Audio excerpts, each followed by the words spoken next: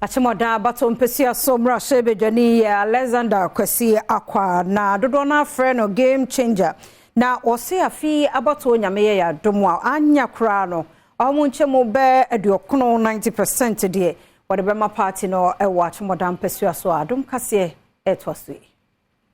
Efibra Alexander kwesi akwa ebeye Akyem Oda emra shebedwani no waboa ayempumtudwuma bibiri wa abato mpesi ane so hono ne senti na no memenenda bra NPP amanyoko ne koto waba woyi manfo obepre emra shebedwa akunya no ese ahenefo a wonom ewo Akyem Oda abato mpesi aso asan ayi owura yi se woni wonom anim ewa abra obi ampo ene nansi akan nanumu no owura yi ene party achidifo enkita hodie mu no wodi tudwa se afi enwo benya se party mpanyinfo ene amanyoko na chidifo nyina ebeka wo ho abomu se de ebeya ema wo beto ewapo yamantam honom no obetumi enyemu ohamu nchichemu eduokono ama NPP amanyoko no